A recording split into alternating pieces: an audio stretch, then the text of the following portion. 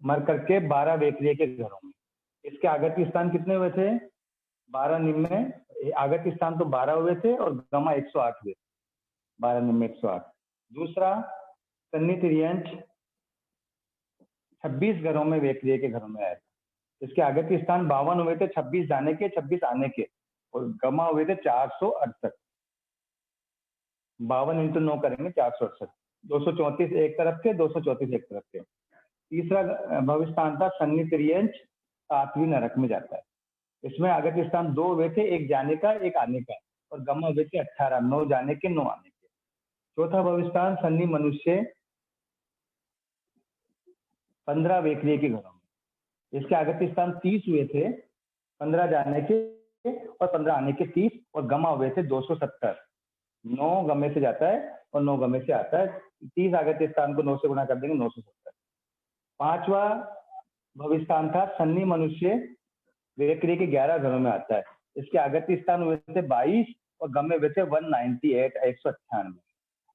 ठीक है सर। छठा भविष्य स्थान हुआ था सन्नी मनुष्य वेक्रिय के 5 घरों में आता है। तो आगत्य स्थान तो कितने हुए थे? 5 दूनी 10 और गमा हुए थे 90। ठीक है सर। एक सन्नी मनुष्य 5 वेक्रिय घर में आता है, 5 वेक्रिय के घर के जीव सन्नी मनुष्य घर में आते हैं। तो 10 आगत्य स्थान हो गए, 5 दूनी 10 और 90 इसके गमे हुए थे। ये 6 भविष्य स्थान हुए थे। आज हम 7वां भविष्य स्थान करेंगे।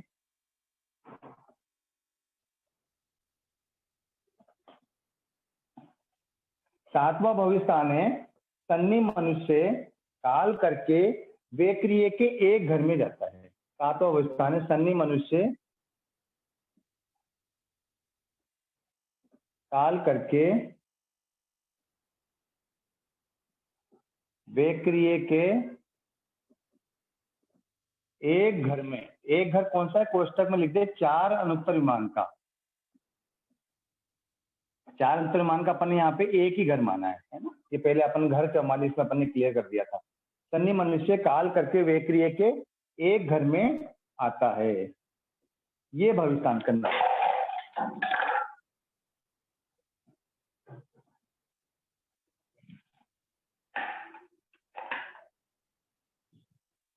थोड़ा मोबाइल डिस्टर्ब हो गया था।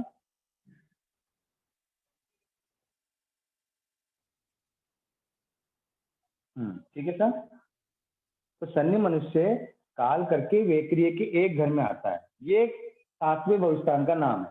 ठीक है। इस वही पहला प्रश्न करेंगे अपन, कितनी स्थिति वाला आता है? कितनी स्थिति वाला आता है? तो देखिए सन्नी मनुष्य कितनी स्थिति वाला आएगा? तो पृथकत्व वर्ष, जगन्य तो कितना? पृथकत्व वर्ष, और उत्कर्ष कितना? करोड़ पूर्व। अब एक ही ध्यान में ले लेना, पृथकत्व वर्ष में यहाँ पे 9 वर्ष ही लेना है, क्योंकि 2 वर्ष का कोई भी जीव अनुत्तर विमान में नहीं जाता। अनुत्तर विमान में जाने वाला साधु ही होता है, और जो नवग्रह के अनुत्तर विमान में जाने वाला जो होता है वो साधु ही होता है। वो तो कम से कम भी 9 वर्ष लेना है इसको। ठीक है सर। तो यहाँ पृथकत्व वर्ष आपको लिखना, पृथकत्व वर्ष ही है, पर ये आपके अंदर में अंडरस्टूड होना चाहिए कि पृथकत्व वर्ष का मतलब यहाँ पे 9 वर्ष लिया गया है। ठीक है। उत्कर्ष करोड़ पूर्व कितनी प्राप्त करता है? वहां पे कितनी स्थिति प्राप्त करेगा वहां पे? तो देखिए 4 अनुत्तर विमान की स्थिति कितनी? जगन्य 31 सागर, उत्कृष्ट 33 सागर। जगन्य 31 सागर प्राप्त करेगा, उत्कृष्ट 33 सागर प्राप्त करेगा। ठीक है सर। ये 2 प्रश्न का जवाब हो गया। तीसरा प्रश्न है कितने भव करता है? कितने भव? देखिए आपने सुना होगा अनुत्तर विमान के लिए एक नियम है कि कोई भी जीव अनुत्तर विमान में 2 बार से ज्यादा नहीं जाता है। कोई भी जीव अनुत्तर विमान में अगर जाता है तो ज्यादा से ज्यादा 2 बार जाता है, इससे ज्यादा नहीं जाता है। इसलिए कितने भव करेगा? तो जगन्य 3 भव और उत्कृष्ट 5 भव भी करेगा। जगन्य 3 और उत्कृष्ट कितने? 5 भव करेगा। क्यों? क्योंकि पहला भव मनुष्य का, दूसरा भव अनुत्तर विमान का, तीसरा भव वापस मनुष्य का, और चौथा भव अनुत्तर विमान का। अब 5वां भव मनुष्य का हो गया, तो अनुत्तर विमान के कितने भव हो गए? ये 2 भव हो गए ना अनुत्तर विमान के। तो 2 भव से ज्यादा लगातार मनुष्य इसके लगातार क्या 2 भव से ज्यादा होते ही नहीं अनुत्तर विमान के। लगातार करो चाहे वैसे लगातार नहीं भी करो। अनुत्तर विमान के लिए नियम है, अनुत्तर विमान में जीव 2 बार से ज्यादा नहीं जाता है। 2 बार हो गए इसके, इसलिए जगन्य 3 भव, उत्कर्ष 5 भव होंगे।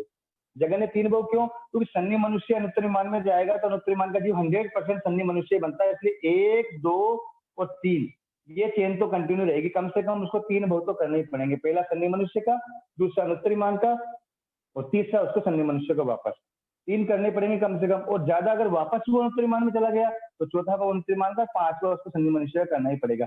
इसके बाद छठा भव वो अनुत्तर विमान में नहीं जा सकता, क्योंकि नियम है अनुत्तर विमान के अपने जीवन काल में 2 भव से ज्यादा नहीं होते हैं। जिनको इंद्रिय पद का थोड़ा आता है उनको ये चीज ध्यान में भी है, नियम भी ध्यान में है, इसलिए नियम ध्यान में रख लें, लिख लें नियम।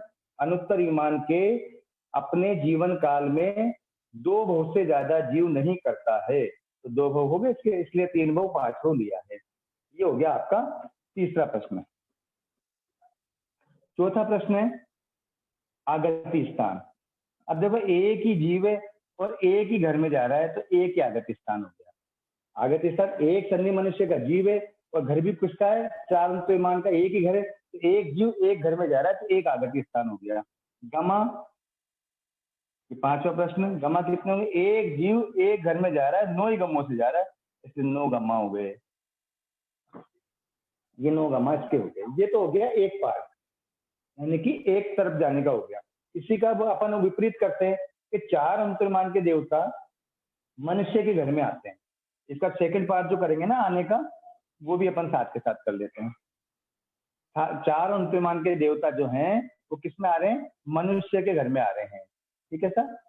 अब इसका उल्टा सेकंड पार्ट जो कहलाएगा, इसका सेकंड पार्ट में इसका पहला प्रश्न क्या होगा?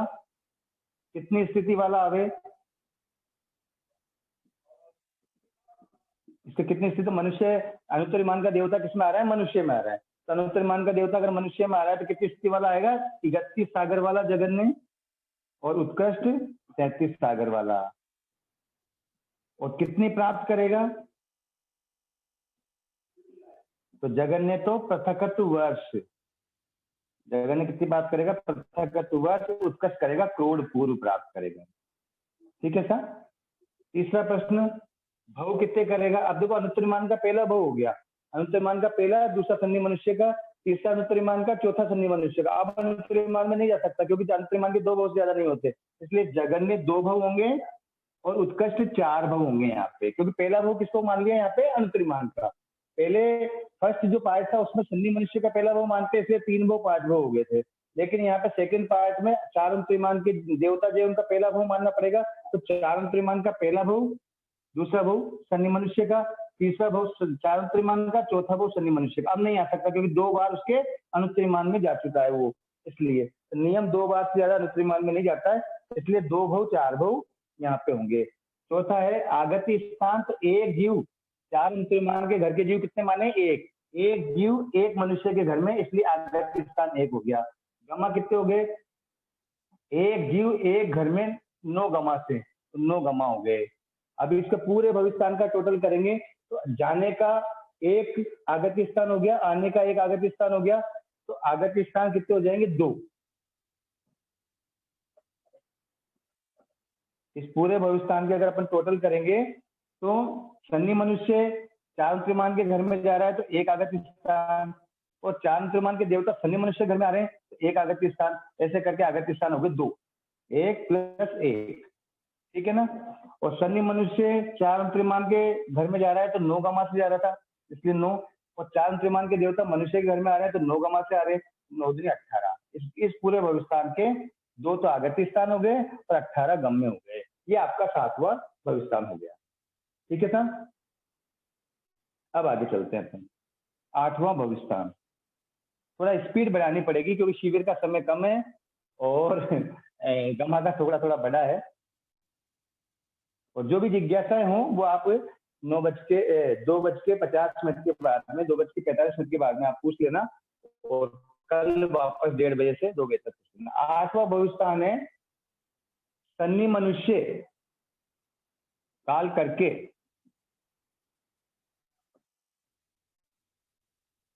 एक घर, यानी कोष्टक में कर दो सर्वार्थ सिद्ध, सर्वार्थ सिद्ध के देवता का अपन ने एक घर अलग माना है, एक घर में आता है। ठीक है सर, ये हो गया भविष्यकाल का नाम। सन्नी मनुष्य काल करके एक घर यानी सर्वात सिद्ध के घर में आता है। अब पहला प्रश्न वही, कितनी स्थिति वाला आवे? सन्नी मनुष्य की स्थिति वही जगन्य पृथकत्व वर्ष। पृथकत्व वर्ष में ये जरूर ध्यान रखना है, यहाँ पे 9 वर्ष ही लेना है आपको। पुस्तक में 9 वर्ष लिख लो ताकि ध्यान में रहे आपको। 2 वर्ष वाला 3 वर्ष वाला अंतरिमान में या सर्वात सिद्ध में नहीं जाता है, ठीक है। उत्कृष्ट क्रोड़पुर हो ही जाएगा, उत्कृष्ट क्रोड़पुर वाला भी सर्वात सिद्ध में आ सकता है। ये हो गया पहला प्रश्न का जवाब। दूसरा प्रश्न का जवाब, कितनी स्थिति पावे? कितनी स्थिति पावे? तो यहाँ पे जगन्य उत्कृष्ट के बिना, क्योंकि सर्वात सिद्ध की तो एक ही स्थिति होती है 33 सागरोपम, न इससे कम होती है न इससे ज्यादा होती है, इसलिए केवल मात्र 33 सागर ही प्राप्त करेगा, न जगन्य होगी न उत्कृष्ट होगी, इसलिए 33 सागरोपम ही प्राप्त करेगा। इसको उत्कृष्ट स्थिति ही बोलते हैं, जगन्य नहीं बोलते हैं, इसकी जगन्य स्थिति कोई होती भी नहीं है। तीसरा है भव कितने करे? अब देखिए, सन्नी मनुष्य सर्वात सिद्ध कंपल्सरी अगले भव में सन्नी मनुष्य बनेगा और मोक्ष चला जाएगा, तो भव कितने करेगा? जगन्य उत्कृष्ट के बिना, न तो जगन्य न उत्कृष्ट, टोटल कितने करेगा? 3 भव करेगा। 3 भव कैसे हो गए? सन्नी मनुष्य का, सर्वात सिद्ध का, वापस सन्नी मनुष्य का, ऐसे करके 3 भव ही करेगा। फिक्स है यहाँ पे, यहाँ जगन्य ऐसा कोई भव नहीं होंगे, यहाँ तो फिक्स 3 भव ही करेगा। जगन्य उत्कृष्ट कुछ भी नहीं होगा, केवल क्या करेगा? 3 भव करेगा, ठीक है ना। अब एक चीज और ध्यान में रखना है, ये 33 सागर की जो स्थिति सर्वात सिद्ध की है ना, इस छोकरे में उत्कृष्ट स्थिति बताई गई है इसकी जगन्य तो होती नहीं है। 33 सागरोपम की जो स्थिति है ये उत्कृष्ट स्थिति है, तो ये केवल जो 3 भव भी करेगा ना, जो सन्नी मनुष्य सर्वात सिद्ध के घर में जाएगा, केवल 3 गमों से ही जाएगा, ये बाकी 6 गमों से नहीं जाएगा, क्योंकि वहां पर पीछे की तरफ इसको क्या मिल रही है? सर्वात सिद्ध में जाकर 33 सागर की स्थिति मिल रही है, 33 सागर की स्थिति को उत्कृष्ट स्थिति बताई है। तो ये कौन कौन से गमों से जाएगा? ये तीसरे, छठे और 9वें गम, इन 3 गमों से ही जाएगा केवल। तीसरा गमा क्या है? औगिक से उत्कृष्ट, यानी कि 33 सागर प्राप्त कर रहा है, उत्कृष्ट। छठा क्या है? जगन्य से उत्कृष्ट, तो 33 सागर पीछे की तरफ प्राप्त कर रहा है। और 9वां क्या? उत्कृष्ट से उत्कृष्ट, यानी क्रोड़पुर से जाकर के 33 सागर प्राप्त कर रहा है। तो इस तरीके से पीछे की तरफ उत्कृष्ट प्राप्त करेगा, ये केवल 3 गमों से ही जाता है। सन्नी मनुष्य बाकी 6 गमों से जाता ही नहीं है, क्योंकि वहां पर क्या है? पीछे की तरफ न तो औगिक स्थिति है न जगन्य स्थिति, वहां पर केवल एक उत्कृष्ट स्थिति है 33 सागर। सर्वात सिद्ध में जगन्य स्थिति नहीं होती है और औगिक स्थिति नहीं होती है, केवल मात्र एक 33 सागर उत्कृष्ट स्थिति होती है। इसलिए तीसरा गमा क्या है? औगिक से उत्कृष्ट। छठा गमा क्या है? जगन्य से उत्कृष्ट। और 9वां गमा क्या है? उत्कृष्ट से उत्कृष्ट, यानी कि पीछे की तरफ उत्कृष्ट ही प्राप्त होती है। तो पीछे की तरफ उत्कृष्ट यानी सर्वात सिद्ध में उत्कृष्ट यानी 33 सागर ही होती है, इसलिए ये जो जाएगा ये केवल तीसरे, छठे और 9वें गम में से ही जाता है और 3 भव ही करता है, ये बाकी के 6 गमों से जाता ही नहीं है सर्वात सिद्ध में, इसलिए 6 गमा यहाँ पे कम रह जाएंगे। अगला देखिए, आगति स्थान। चौथा आगति स्थान। अब आगति स्थान कितने हो गए? एक जीव एक घर में जा रहा है तो एक आगति स्थान हो गए। और 5वां गमा कितने हो गए? वैसे गमा 9 होते हैं, लेकिन ये जब 3 ही गमों से जाता है, बाकी 6 गमों से जाता ही नहीं है, तो एक जीव एक घर में जा रहा है और 3 ही गमों से जा रहा है, तो 3 ही गम होंगे इसमें 9 नहीं होंगे, ये ध्यान रखा। 4 अंतरिमान में जाता है तो 9 गमा से जाता है, लेकिन यहाँ पे सर्वात सिद्ध में एक उत्कृष्ट स्थिति ही होती है, इसलिए पीछे की तरफ जो उत्कृष्ट वाले जो गमे हैं, कौन सा? औगिक से उत्कृष्ट तीसरा गम्मा, जगन्य से उत्कृष्ट छठा गम्मा, उत्कृष्ट से उत्कृष्ट 9वां गम्मा। इस तरीके से वो 3 गमों से ही जाता है, तो इसलिए 3 भव करता है, इसलिए यहाँ पे जाने की अपेक्षा 3 ही गमे करने पड़ेंगे और 3 गमों से जाता है और कितने भव करता है? 3 भव करता है। ये तो हो गई जाने की अपेक्षा से। अब इसका दूसरा पार्ट, सर्वात सिद्ध का देवता सन्नी मनुष्य के घर में आता है, तो दूसरा पार्ट भी कर लेते हैं अपन।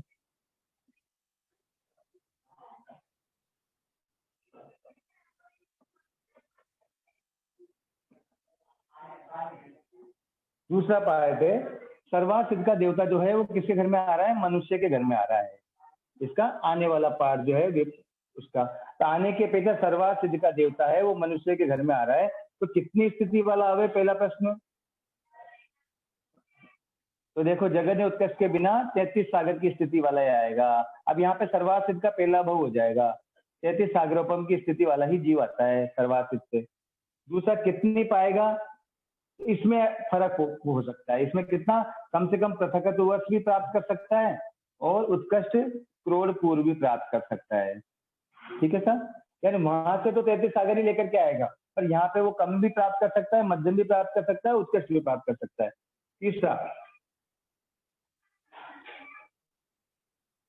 तीसरा है बहु कितने करे। अब देखो सर्वार्थ सिद्ध का पहला बहु हो गया, यहाँ पे पहला बहु किसका गिनना पड़ेगा, सर्वार्थ सिद्ध का देवता का। दूसरा बहु मनुष्य का। अब सर्वार्थ सिद्ध से निकला हुआ तो मोक्ष चला जाता है, इसलिए एक बहु सर्वार्थ सिद्ध का हो गया, एक मनुष्य का हो गया, दो ही बहु होते हैं। तो जगन्य उत्कृष्ट के बिना, जगन्य उत्कृष्ट नहीं होते इसमें, जगन्य उत्कृष्ट के बिना होते हैं।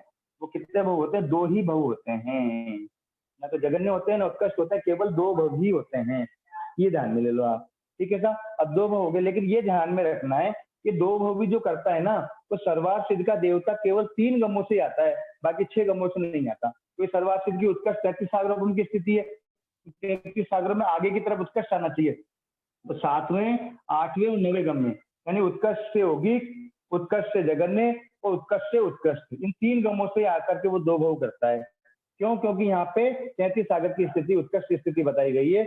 तो उत्कृष्ट स्थिति से आकर अगर वो पृथक उस वर्ष प्राप्त करता है तो होगी उत्कृष्ट से जगन्य हो गया। अगर वो 5 वर्ष की प्राप्त 20 वर्ष की प्राप्त करता है तो उत्कृष्ट से औगिक हो गया, यानी। और अगर मान लो वो 33 सागर से क्रोधपुर प्राप्त करता है तो उत्कृष्ट से उत्कृष्ट हो गया, यानी वो 7वें, 8वें, 9वें गम्य से ही आता है, बाकी गमों से नहीं आता है, क्योंकि 33 सागर की स्थिति कितनी है, उत्कृष्ट स्थिति है। तो वो न तो औगिक स्थिति से आता है, न वो जगन्य स्थिति से आता है, जहां आकर के वो औगिक, जगन्य और उत्कृष्ट प्राप्त कर सकता है। इस कारण से 7वां, 8वां, 9वां गम्मा लिया है। 7वां गम्मा क्या है, उत्कृष्ट से औगिक, 8वां क्या, उत्कृष्ट से जगन्य, और 9वां क्या, उत्कृष्ट से उत्कृष्ट। इस कारण से वो 7वें, 8वें, 9वें गम्य से आता है। चौथा प्रश्न, आगति स्थान। तो देखिए, एक जीव सर्वार्थ सिद्ध का एक जीव है, एक मनुष्य घर में आ रहा है, तो एक आगति स्थान हो गया। और 5वां गमा कितने होंगे, तो एक जीव एक घर में आ रहा है, पर यहाँ पे 3 ही गमों से आ रहा है। कौन से गमों से, 7वें, 8वें, 9वें गमे से, इसलिए 3 गमे ही कहलाएंगे, 9 गमे नहीं होंगे।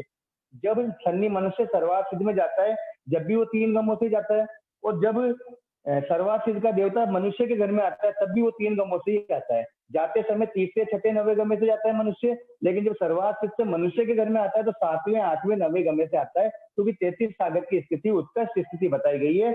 औगिक और जगन्य स्थिति के अंतर्गत इसको नहीं लेते हैं। इस कारण से जाते समय तीसरा, छठा, 9वां गम्मा, और आते समय 7वां, 8वां, 9वां गम्मा। इस प्रकार से वो आगत गमे कितने होंगे, 3 जाने के, 3 आने के, तो टोटल 6 गमे होंगे। आगत स्थान 1 जाने का, 1 आने का, 2 आगत स्थान होंगे। इस प्रकार से अगर दोनों का फिर जोड़ करके इस भविष्यस्थान का पूरा समरी करें तो देखिए, जाने का 1 आगति स्थान, आने का 1 आगति स्थान, 2 आगति स्थान हो गए। जाने के 3 गम्मा और आने के 3 गम्मा, 6 गम्मा हो गए। वैसे 18 गम में होने चाहिए, 9 गमे से जाता है जीव अधिकांश जगह, और 9 गमे से आता है, पर सर्वार्थ सिद्ध में जाता है तो 3 ही गमों से जाता है और 3 ही गमों से आता है। इसलिए यहाँ पर क्या है, 12 गमे, 6 गमे जाने के और 6 गमे आने के नहीं बनते, इसलिए 12 गमे यहाँ पे इस भविष्यस्थान में टूटते हैं, ऐसा कहते हैं, ठीक है ना। इसको क्या बोलते हैं, 12 गमे टूट जाते हैं, यानी कम रहते हैं, 12 गमे कम बनते हैं। 18 गमे बनने चाहिए, पर जाने के भी 3 ही गमे बने, आने के भी 3 ही गमे बने, 6 ही गमे बने, जबकि 9 जाने के होते हैं, 9 आने के होते हैं, तो 18 होने चाहिए, लेकिन बने कितने, 6। इस कारण से 12 गमे टूटते हैं इस भविष्यस्थान में। इस भविष्यस्थान का नंबर कौन सा है, 8वां भविष्यस्थान। तो ध्यान में रख लें, 8वें भविष्यस्थान में 12 गमे टूटते हैं, कम बनते हैं। ये 8वां भविष्यस्थान हो गया। अब 9वां भविष्यस्थान चलते हैं।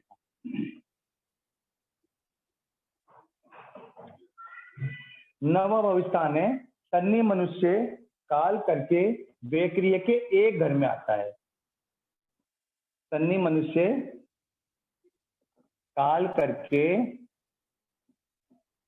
बेक्रिय के एक घर कौन सा, 7वीं नारकी का, 7वीं नारकी का एक घर में आता है।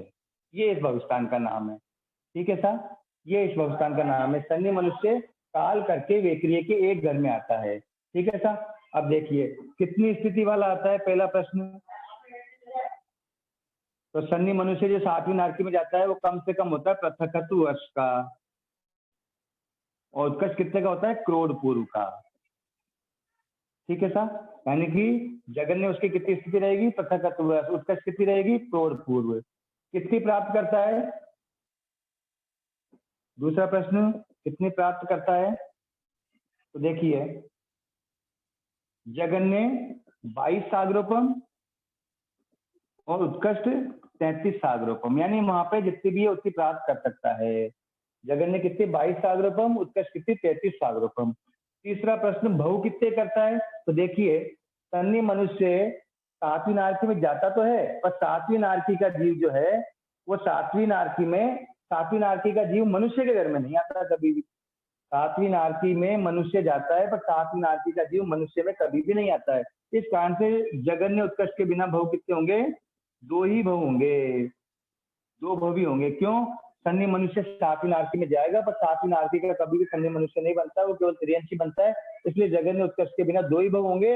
और अपन जाने की अपेक्षा ही बात करेंगे, इसमें आने की अपेक्षा बात नहीं होगी, क्योंकि सातवीं नारकी का जीव मनुष्य घर में आता ही नहीं है, इसलिए इसके 2 पार्ट नहीं होंगे। इस भविष्यवाणी का एक ही पार्ट होगा, जानने की अपेक्षा ही होगा, क्योंकि सातवीं नारकी का जीव जो है वो मनुष्य के घर में नहीं आता है। इसलिए जगन्य उत्कर्ष के बिना भव कितने हो जाएंगे, 2 भव हो जाएंगे। तीसरा चौथा है आगत्य स्थान। तो आगत्य स्थान कितना है, तो देखिए आगत्य स्थान जो है एक जीव एक घर में जा रहा है, तो आगत्य स्थान कितना हो गया, 1 हो गया। ठीक है सर। अब पांचवा गम्मा, एक जीव एक घर में जा रहा है और 9 ही गम्मों से जा सकता है। एक जीव एक घर में जा रहा है, 9 ही गम्मों से जा सकता है, तो गम्मा कितने हो गए, 9। ये भविष्यवाणी इतना सही है, ये कंप्लीट हो गया, क्योंकि इसमें आने की अपेक्षा है ही नहीं, क्योंकि सातवीं नारकी का जीव मनुष्य के घर में आता ही नहीं है। जैसे कि पहला भविष्यवाणी था असन्य त्रियंच पंचेंद्रिय, वेकरी के 12 घरों में जा रहा था, और वेकरी के 12 जीव जो है असन्य त्रियंच पंचेंद्रिय घर में नहीं आते, असन्य त्रियंच पंचेंद्रिय नहीं बनते, इसलिए पहले भविष्यवाणी में आने की अपेक्षा नहीं किया था, और ये नवे भविष्यवाणी में भी आने की अपेक्षा नहीं किया। इनके एक एक ही पार्ट होते हैं, दूसरे से लेकर के और 8वें तक जो भविष्यवाणी है उसमें जाना आना दोनों करना पड़ता है, क्योंकि जीव वहां पे जाता भी है उन घरों में, उन घरों के जीव जो है इस बाकी दूसरे वाले घर में आते भी है। इस कारण से दूसरा, तीसरा, चौथा, पांचवा, छठा, सातवां, आठवां, ये जो भविष्यवाणी है इनमें जाना आना करके दो पार्ट करने पड़ते हैं, लेकिन पहला भविष्यवाणी और नवे भविष्यवाणी में केवल जाना जाना ही है, आना नहीं है। इस कारण से भविष्यवाणी नवा भविष्यवाणी कंप्लीट होता है। ठीक है सर, ये क्लियर हो गया। ये 9 भविष्यवाणी हो गया। आज हमने जो 3 भविष्यवाणी पढ़े ना, तीनों में ही सन्नी मनुष्य को एक एक घर में भेजा है। जब हमने 7वां भविष्यवाणी पढ़ा तो सन्नी मनुष्य को 4 अंतरिमान के एक घर में भेजा था। 8वां भविष्यवाणी पढ़ा तो हमने 4 अंतरिमान सन्नी मनुष्य को सर्वासिद्ध के एक घर में भेजा था। और अब 9वां भविष्यवाणी पढ़ा तो हमने सन्नी मनुष्य को वेक्रिय के एक घर सातवीं नारकी में भेजा है। यानी कि सन्नी मनुष्य को हमने 6 भविष्यवाणी सन्नी मनुष्य के हो गए। सन्नी मनुष्य 15 घर में, सन्नी मनुष्य 11 घर में, सन्नी मनुष्य 5 घर में, सन्नी मनुष्य 1 घर में, सन्नी मनुष्य 1 घर में और सन्नी मनुष्य 1 घर में, यानी 4 से लेकर के और 9 तक ये 6 भविष्यवाणी किसके हो गए, सन्नी मनुष्य के हो गए। इस तरीके से ये नवा भविष्यवाणी होता है। अब 10वां भविष्यवाणी चलते हैं।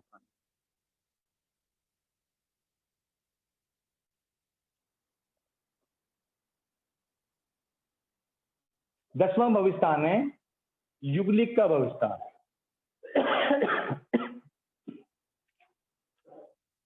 दो प्रकार के जो युगलिक है ना, कौन कौन से युगलिक हैं? 10वां भविष्यवाणी थोड़ा समझने का अच्छी तरह है, अच्छी तरह ध्यान में लेकर के समझना इसको। 10वां भविष्यवाणी जो है वो है युगलिक का भविष्यवाणी। 2 प्रकार के युगलिक बताएं अपने यहाँ पे, त्रियंच युगलिक और मनुष्य युगलिक। ये 2 प्रकार के जो युगलिक हैं वो वेक्रिय के 14 घरों में आते हैं। वेक्रिय के 14 घर कौन से? देखो युगलिक देवगति में ही जाते हैं, इसलिए देवगति के 14 घर लिए हैं। देवगति के 14 घर कौन से हैं? 10 भवनपति के, 1 वानवेंतर का, 1 ज्योतिषी का और पहले दूसरे देवलोक का, ऐसे करके 14 घर हो गए। यानी 2 प्रकार के युगलिक कौन से? त्रियंच युगलिक और मनुष्य युगलिक। मनुष्य युगलिक काल करके वेक्रिय के 14 घरों में आते हैं, 14 घरों में आते हैं। ये 10वां भविष्यवाणी है। पहले 14 घर ध्यान में ले लो। 10 भवनपति, 1 वानवेंतर, 1 ज्योतिषी, 1 पहला देवलोक, 1 दूसरा देवलोक, ऐसे करके ये 14 वेक्रिय के घर होते हैं। इन 14 घरों में त्रियंच युगलिक और मनुष्य युगलिक आते हैं। अब देखिए यहाँ पे एक चीज विशेष ध्यान रखनी है आपको, जो प्रश्न पूछे जाएंगे 5 प्रश्न, उन प्रश्नों पे अच्छी तरह ध्यान लगा करके रखना है। पहला प्रश्न था कितनी स्थिति वाला आवे, कितनी स्थिति वाला आवे।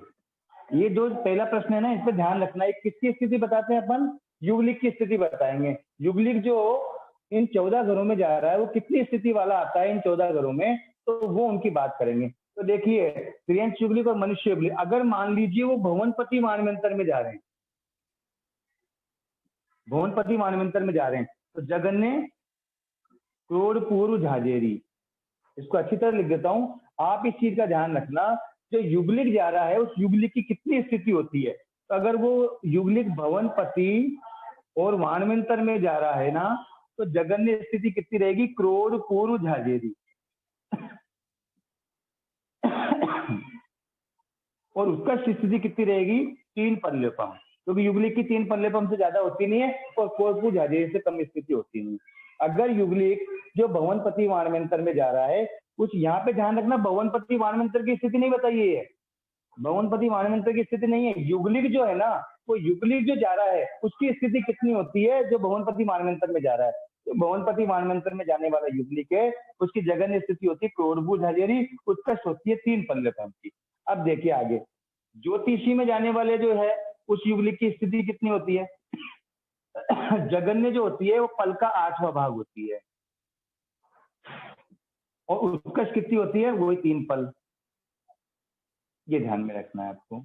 देखिए जो युगलिक भवनपति मानवंतर में जा रहा है उसकी जगन्य क्रोड़पूज झाजेरी है, लेकिन जो ज्योतिषी में युगलिक जा रहा है उस युगलिक की स्थिति बल का 8वां भाग है जगन्य। इस बात का ध्यान है। उत्कर्ष तो दोनों की 3 पल्लेपम है।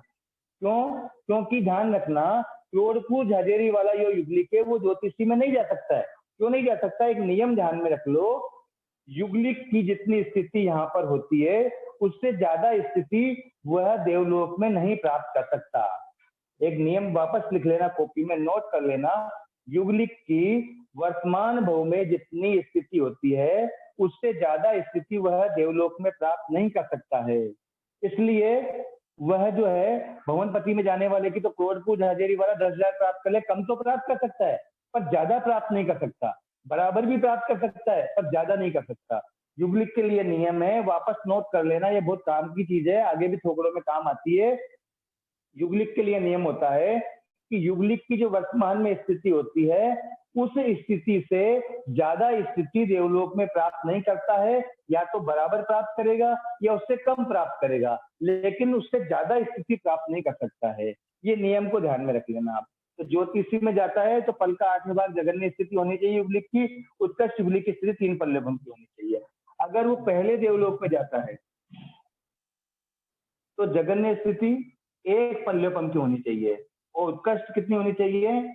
3 पल की। उत्कर्ष तो 3 पल की रहती है, युगलिक की से 3 पल वाला भी जा सकता है पहले देव। अगर वो दूसरे देवलोक में जाता है तो जगन्य 1 पल झाजेरी और उत्कर्ष 3 पल्लेपम। मैं आपको फिर बता दूं, ये स्थिति जो लिखी है देवलोक की नहीं लिखी है, ये सब युगलिक की स्थिति है ना। युगलिक जो जा रहा है, अपन पहला प्रश्न किसका होता था? जो जाने वाला जीव है ना उसकी अपेक्षा से बोलते थे कितनी स्थिति वाला आवे, यानी कि जो युगलिक जो देवगति में उत्पन्न हो रहा है वो युगलिक जो है वो कितनी स्थिति वाला है यहाँ पे। तो युगलिक की बात है। भवनपति मानवंतर में जो युगलिक जा रहा है उसकी जगन्य क्रोड़पूज झाजेरी है, उसका 3 पल है।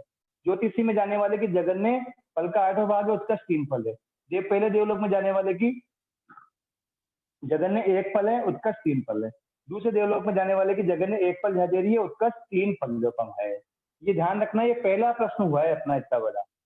ये पहला प्रश्न यहाँ पे भवनपति ज्योतिषी, भवनपति मानवंतर ज्योतिषी पहला देवलोक दूसरा देवलोक जो लिखा है ना, ये भवनपति मानवंतर की स्थिति नहीं है। फिर मैं आपको क्लियर कर दूं, ये भवनपति मानवंतर की स्थिति नहीं है, ये स्थिति किसकी है? युगलिक की स्थिति है। जो युगलिक भवनपति मानवंतर में जा रहा है, यानी इसको लिख लो भवनपति मानवंतर में जाने वाले युगलिक की स्थिति, जाने वाले युगलिक की स्थिति, ये ध्यान रखना है आपको। ऐसे ज्योतिषी में जाने वाले युगलिक की स्थिति इतनी है, पहले देवलोक में जाने वाले युगलिक की स्थिति इतनी है, दूसरे देवलोक में जाने वाले युगलिक की स्थिति इतनी है। ये ध्यान में रखना है, ठीक है सर। अब दूसरा प्रश्न जब आएगा कि कितनी स्थिति प्राप्त करता है, कितनी स्थिति प्राप्त करता है, उसमें आएगा कि देवलोक में जो स्थिति है वहां देवलोक की स्थिति लिखनी पड़ेगी। तो दूसरा प्रश्न क्या क्या है, कितनी स्थिति प्राप्त करता है।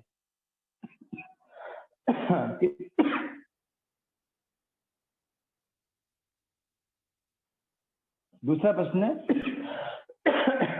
नन्नू बेटा पानी लेके आना, कितनी स्थिति प्राप्त करता है। ठीक है सर। अब यहाँ पे अपन जो लिखेंगे ना, वो भवनपति, मानवेंतर, ज्योतिषी, पहला देवलोक दूसरा देवलोक में जाएगा, वहां जाकर के कितनी स्थिति प्राप्त करेगा ना, वो अब लिखेंगे। अभी तक अपन ने क्या लिखी थी, युगलिक की स्थिति लिखी थी।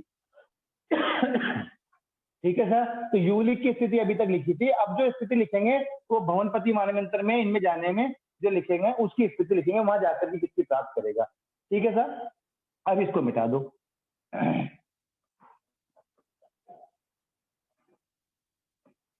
देखो असुर कुमार की स्थिति कितनी है। असुर कुमार की स्थिति है, जगन ने 10,000 वर्ष उत्कृष्ट एक पर एक सागरपम जाती है। एक मिनट।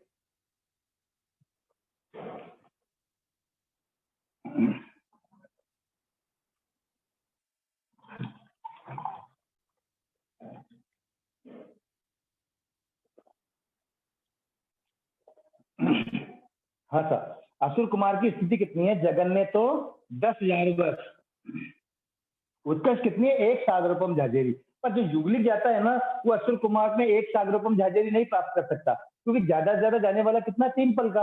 और युगलिक के लिए नियम है कि 3 पल से ज्यादा प्राप्त नहीं कर सकता। नियम है कि 3 पल वाला भी जाएगा, ज्यादा से ज्यादा 3 पल प्राप्त करेगा। इसलिए असुर कुमार में जाएगा तो जगन ने 10,000 वर्ष प्राप्त करेगा, उत्कर्ष कितनी प्राप्त करेगा, 3 पल प्राप्त करेगा। क्लियर, समझ में आ रहा है ना आपको। देखिए वापस ध्यान में ले लीजिए, वापस मिटा करके कर देता हूं। कितनी स्थिति प्राप्त करता है युगलिक, तो यहाँ पे असुर कुमार में अगर जाएगा तो कितनी प्राप्त करेगा, जगन ने तो 10,000 साल, 10,000 वर्ष, और उत्कृष्ट 3 पल्लेपम, यानी कि वहां पर एक सागरपम झाजेरी है असुर कुमार के उत्कृष्ट, पर वो एक सागरपम झाजेरी प्राप्त नहीं कर सकता है। वो उत्कृष्ट ज्यादा ज्यादा कितनी प्राप्त कर सकता है, युगलिक 3 पल्लेपम प्राप्त कर सकता है।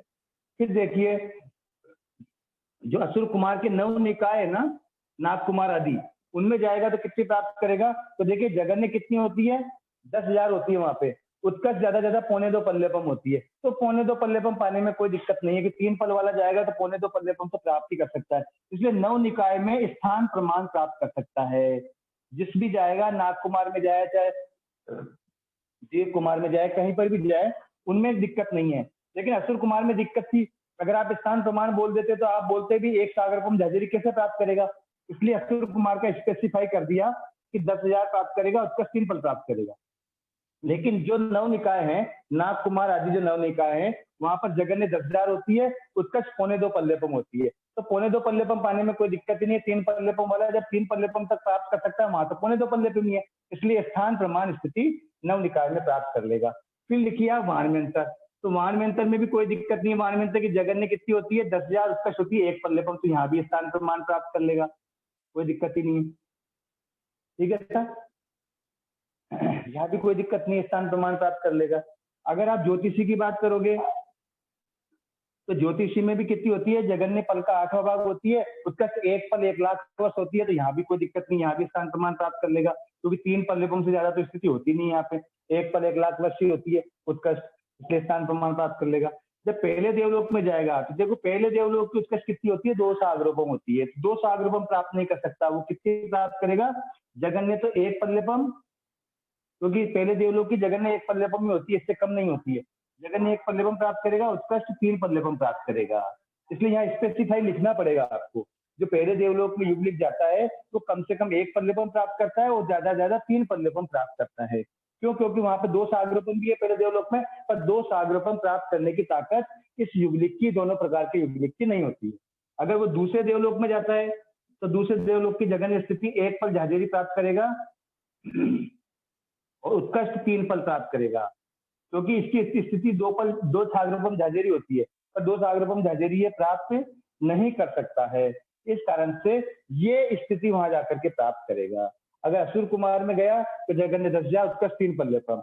और पहले देवलोक में गया जगन्य एक पल्लेपम तीन पल्लेपम, और दूसरे देवलोक में गया जगन्य एक पल धाजेरी उसका तीन पल्लेपम, और बाकी नव निकाय में जाता है, वाणमंत्र में जाता है, ज्योतिषी में जाता है, तो वहाँ स्थान प्रमाण जिस भी जगह जाएगा वहां की पूरी स्थिति प्राप्त कर सकता है, क्योंकि वहां कोई दिक्कत ही नहीं है, क्योंकि तीन पल से कम स्थिति है वहां पे।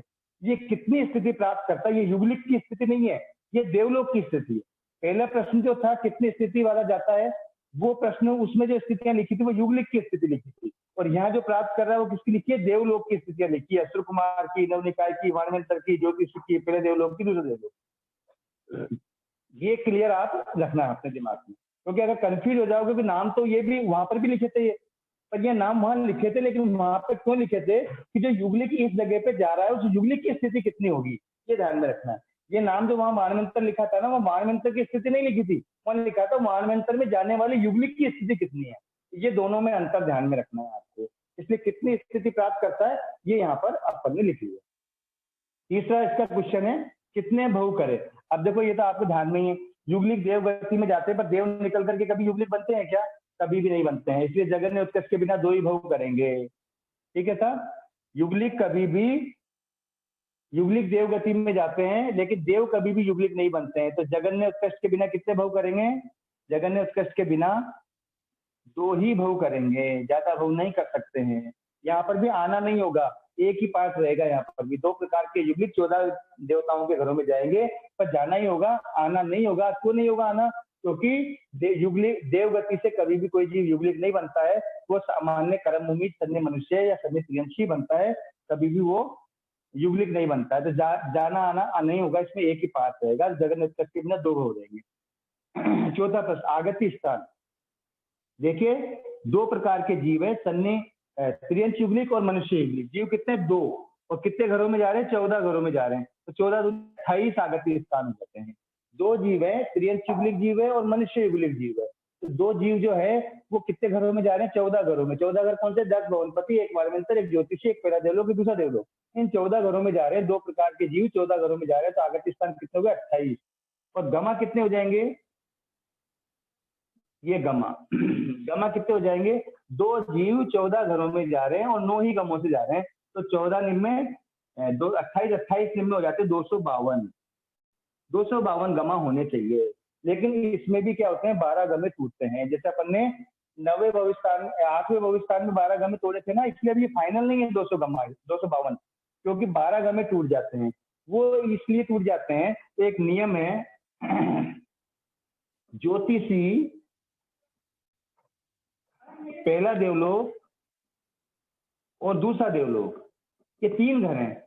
इन 3 घरों में जब अपने त्रियंश युगलिक और मनुष्य युगलिक जाते हैं ना, तो चौथे और छठे गमे से नहीं जाते हैं, केवल 7-7 गमों से जाते हैं। इन 2 गमों को छोड़ करके पहले गमे से जाते हैं, दूसरे से जाते हैं, तीसरे से जाते हैं, 5वें से जाते हैं, 7वें, 8वें और 9वें से जाते हैं। चौथे और छठे गमे से नहीं जाते हैं, 3 घर में जाते हैं। तो क्यों नहीं जाते वो अभी बता दूंगा मैं आपको, लेकिन ज्योतिषी के घर में, पहले देवलोक के घर में और दूसरे देवलोक के घर में, ये 3 घर हैं। इन 3 घरों में 2 जीव हैं, त्रियंश युगलिक और मनुष्य युगलिक। वो कौन से, चौथे और छठे गमे से नहीं जाते हैं, क्रॉस कर देंगे। तो देखिए 2 प्रकार के जीव, 2 प्रकार के जीव हैं इन 3 घरों में, और 2 गमों से नहीं जा रहे हैं। 2 2 3 6 6 दूनी 12, ये 12 गमे कम हो जाते हैं। तो 252 में से 12 गमे माइनस करेंगे तो 240 गमे इस भविष्यस्थान के बनेंगे। ठीक है साहब, ये ध्यान में ले लें, ये 10वां जो भविष्यस्थान है उसके गमे कितने बनेंगे, 240। 12 गमे नहीं बनेंगे, क्यों नहीं बनेंगे, क्योंकि त्रियंश युगलिक, मनुष्य युगलिक, ये 2 प्रकार के युगलिक ज्योतिषी के घर में जाते हैं, पहले देवलोक के घर में जाते हैं, दूसरे देवलोक के घर में जाते हैं, तब चौथे और छठे गमे से नहीं जाते हैं, वो केवल बाकी के 7-7 गमों से जाते हैं। तो इसलिए जब चौथा 2 गमे से कम हो गए, तो 2 जीव 3 घरों में 2 गमों से नहीं जाते, तो 12 गमे कम हो गए, 2 × 3 × 2, तो 12 गमे कम करने पड़ेंगे टोटल 252 में से, इसलिए 240 गमा ही बनते हैं। अब आपका प्रश्न होगा कि इन घरों में चौथे और छठे गमे से क्यों नहीं जाते, तो उसका अपन समाधान कर देते हैं।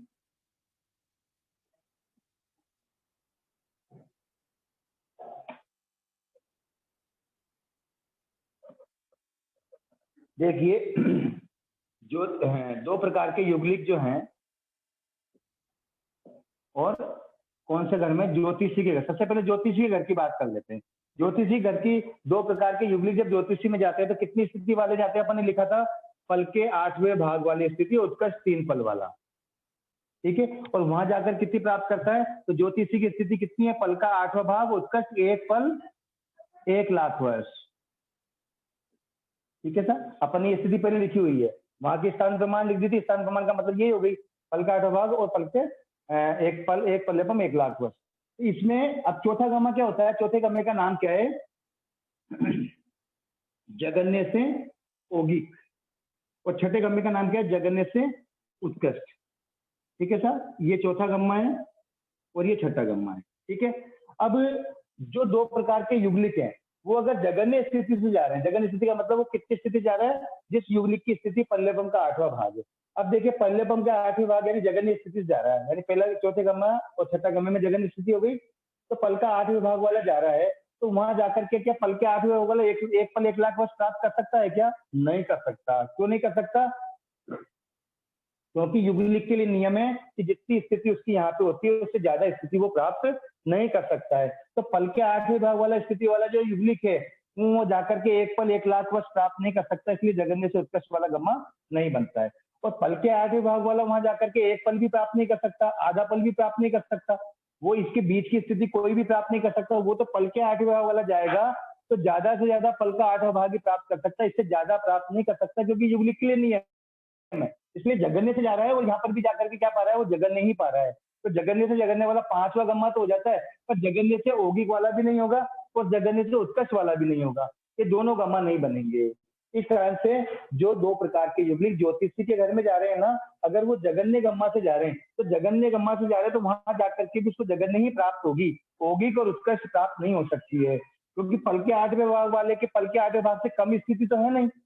और फल के 8वें भाग वाला जगन्य से जा रहा है और यहाँ पर भी जगन्य ही प्राप्त कर रहा है, तो जगन्य से जगन्य वाला 5वां गम्मा तो बन जाएगा, पर जगन्य से ओगिक वाला स्थिति प्राप्त कर ही नहीं सकता। यहाँ पे ओनली केवल प्राप्त क्या होगी? इसको फल के 8वें भाग ही प्राप्त होगी, बाकी कोई स्थिति प्राप्त नहीं हो सकती, इसलिए ओगिक भी नहीं होगी, और एक फल 1 लाख वर्ष भी नहीं हो सकती, इसलिए उत्कर्ष भी नहीं हो सकती। इसलिए चौथा और छठा दोनों गम्मा ये दो प्रकार के युगलिक ज्योतिषी में जाते हैं तब नहीं बनता है। ऐसे कैसे? पहला देवलोक का ले लो आप।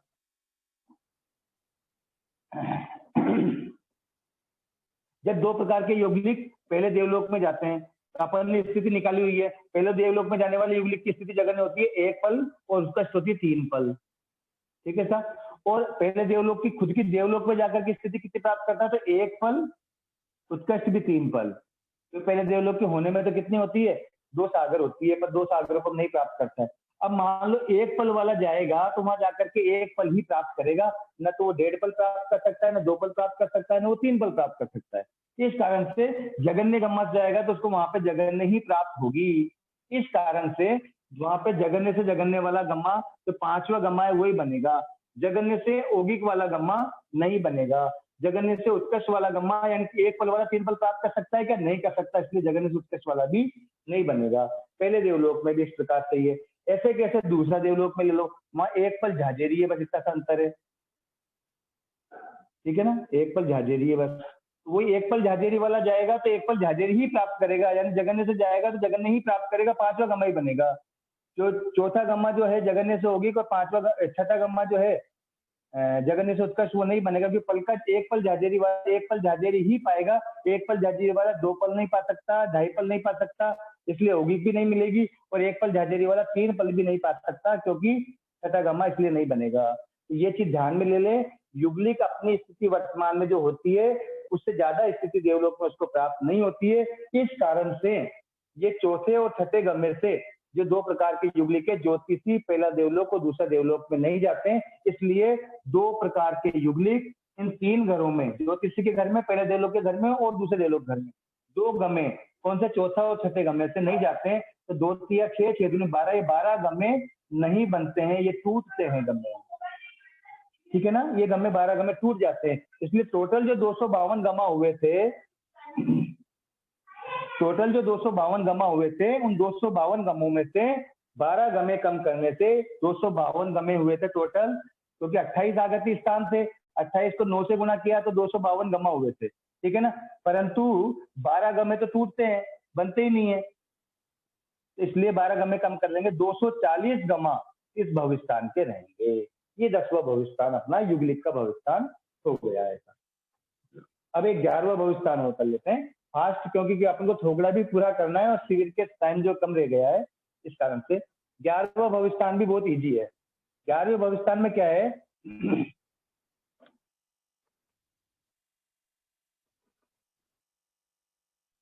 11वां भविष्यस्थान है 14 प्रकार के जो देवता हैं, 14 काल करके वे काल करके पृथ्वी, पानी और वनस्पति में आते हैं। ये आपको ध्यान में होगा, आते हैं 14 प्रकार के देवता। कौन से? 10 भवनपति, एक मानवंतर, एक ज्योतिषी, एक पहला देवलोक, एक दूसरा देवलोक। जो 14 प्रकार के देवता अभी अपन ने बोले थे ना, वही 14 प्रकार के देवता है। कौन कौन से? 10 भवनपति, एक मानवंतर, एक ज्योतिषी, एक पहला देवलोक, एक दूसरा देवलोक। ये 14 प्रकार के जो देवता है ना, वो किस में आते हैं? पृथ्वी, पानी, वनस्पति में आते हैं। ये आपने गति आगति के माध्यम से आपको ध्यान नहीं है। अब देखिए, ये बहुत इजी है, सबसे सरल भविष्यवाणी है। पहला प्रश्न, कितनी स्थिति वाले आते हैं?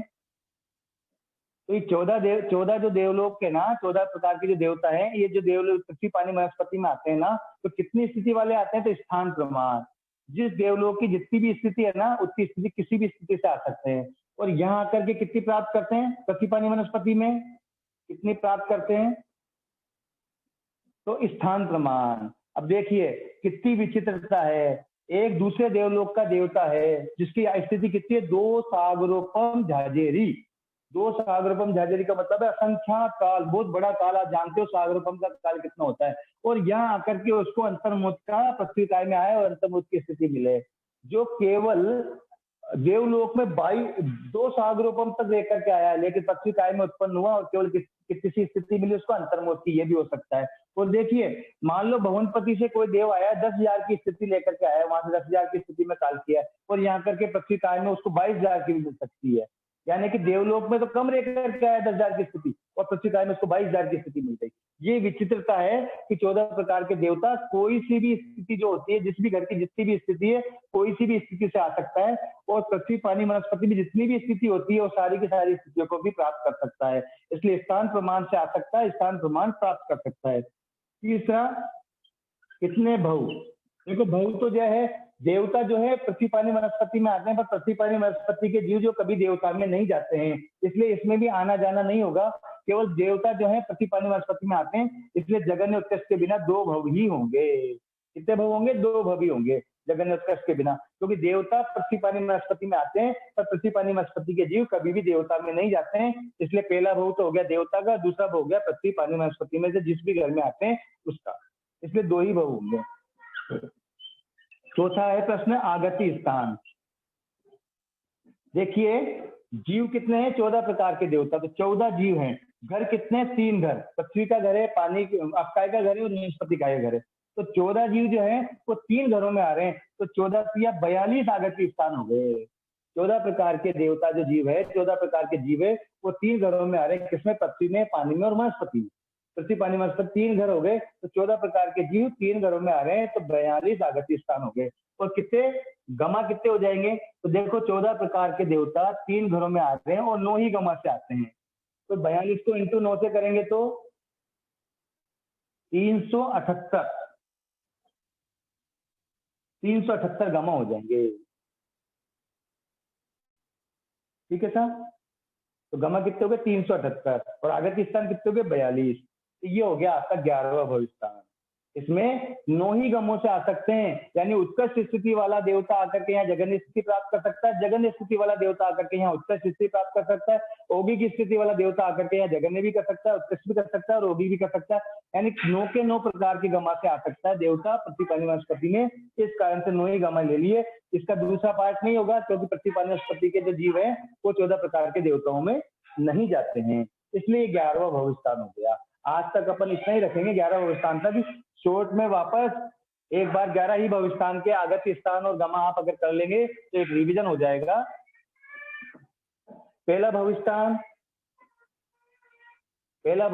में 12 तो आगत्य स्थान से, क्योंकि सन्नी त्रियंच पंचेंद्रिय काल करके व्यक्ति के 12 घरों में गया था और इसका आना जाना नहीं था, केवल एक ही पार्ट था, इसलिए 12 में 108 गमा हुए थे। दूसरा भविस्थान था वो सन्नी त्रियंच पंचेंद्रिय 26 घरों में गया था और 26 घर के जो जीव हैं वो सन्नी त्रियंच पंचेंद्रिय घर में आए थे, इसलिए 52 आगत्य स्थान हो गए थे जाने आने के, और 52 इंटू 9 अपन ने किया था तो 468 गमा हो गए थे इसके। और तीसरा भविस्थान सन्नी त्रियंच 7वीं नारकी में गया था और 7वीं नारकी का जीव त्रियंच पंचेंद्रिय के घर में आया था, इसलिए आगत्य स्थान 2 हुए थे और गमा 18 हुए थे। चौथा भविस्थान सन्नी मनुष्य व्यक्ति के 15 घरों में गया था, 15 घर के जो जीव हैं वो मनुष्य के घर में आए थे, इसलिए 30 आगत्य स्थान हुए थे और 270 गमा हुए थे। अगर 30 को 9 से गुणा करेंगे तो 30 नाम 270। पांचवा जो भविस्थान है वो सन्नी मनुष्य व्यक्ति के 11 घरों में गया था, तो 11 जाने के और 11 ही आने के 22 आगत्य स्थान हुए थे और 9 ही गमों से गया था, 9 ही गमों से आया था, तो 198, यानी 22 इंटू 9 करेंगे तो 198 गमा हो जाएंगे। छठा भविष्ठान जो था सन्नी मनुष्य काल करके व्यक्ति के 5 घरों में गया था, 9वां 10वां 11वां 12वां देवलोक और नवग्रह, तो 5 जाने के और 5 देवता जो है वो मनुष्य के घर में आते हैं। 10 आगत्य स्थान हो गए थे, 5 जाने के 5 आने के, और 90 गम्मा हो गए थे 10 इंटू 9 इस तरीके से। सातवां भविष्ठान जो आपने आज किया था सन्नी मनुष्य व्यक्ति के एक घर में, यानी कि एक घर कौन सा, अनुत्तर विमान का, 4 अनुत्तर विमान का एक घर है, एक जाने का और एक आने का, ऐसे 2 आगत्य स्थान हो गए थे और गमा 9 जाने के 9 आने के 18 गमा हो गए थे।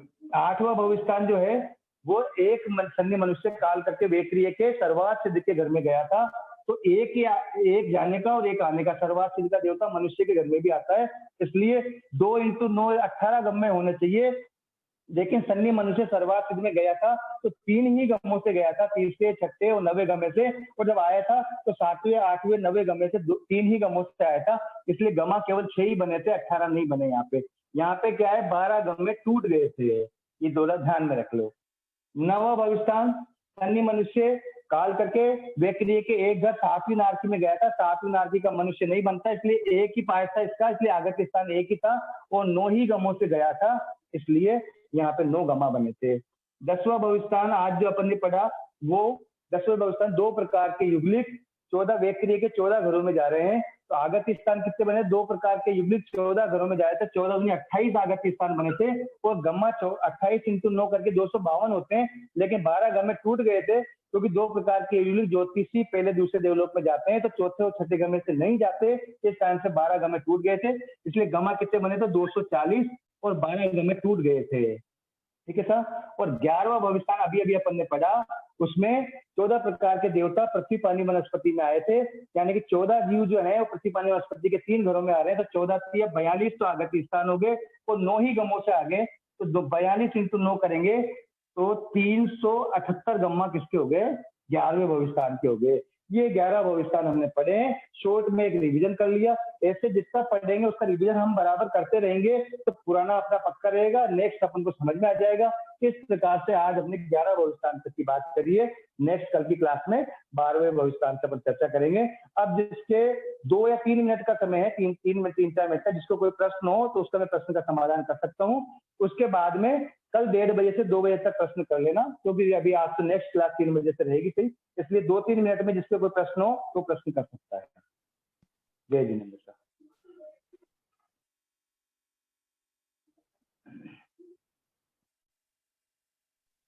जय जिनेन्द्र, मेरा क्वेश्चन ये था कि जो सर्वात सिद्ध और अनुत्तर विमान से जो जीव निकल कर आ रहे हैं वापस मनुष्य में, वहाँ प्रत्येक वर्ष में 9 ही समझा जाए जो वापस आ रहे हैं मनुष्य में? बिल्कुल 9 वर्ष ही मानना पड़ेगा, जितने 9 वर्ष सर्वात सिद्ध और अनुत्तर विमान से निकलेगा वो 9 वर्ष से पहले काल नहीं करेगा, इसलिए वहां पर पृथकत्व वर्ष में कोर्स तक में 9 वर्ष ही लिख लेना, बिल्कुल ध्यान रखें। और 10वां जो स्थान है उसमें क्या कहते हैं, देवियों की स्थिति, परमाधामी, इनका भी सब इसी रूप से निकालना है जैसे देवता का निकाला है, आने और जाने की स्थिति? हाँ बिल्कुल वही जिस तरीके से, क्योंकि देवी भी बनेगा ना अगर युगलिक तो 3 पल्लेपन से ज्यादा नहीं बनेगा, क्योंकि युगलिक के लिए नियम मौका वही रहता है ना। हाँ सर,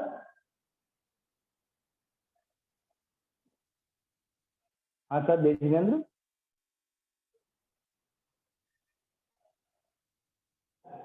तो देवता के दो भोग करके मनुष्य में आएगा तो वो मोक्ष में ही जाएगा, वो बाकी भाव नहीं करेंगे आप। दोबारा एक बार पूछ लीजिए, मेरे क्लियर आवाज नहीं आई। जय जिनेन्द्र। 7वां भोग स्थान, उसमें यज्ञ और उत्कृष्ट, यज्ञ 3 उत्कृष्ट 5 भोग करता है। तो देवता के 2 अनुत्तर विमान के 2 भोग करेगा। तो 2 भोग करने के बाद जीव मनुष्य में आके मोक्ष में ही जाएगा या भोग भ्रमण करेगा? नहीं, जिसने अनुत्तर विमान का दूसरा भोग कर लिया है वो अगले भोग में मोक्ष चला जाता है, वो फिर भोग भ्रमण नहीं करता है। जो अनुत्तर विमान का जिसने दूसरा भोग कर लिया है वो अगले भोग में मोक्ष चला जाता है, वो भोग भ्रमण नहीं करता है। ठीक है सर, और कोई प्रश्न?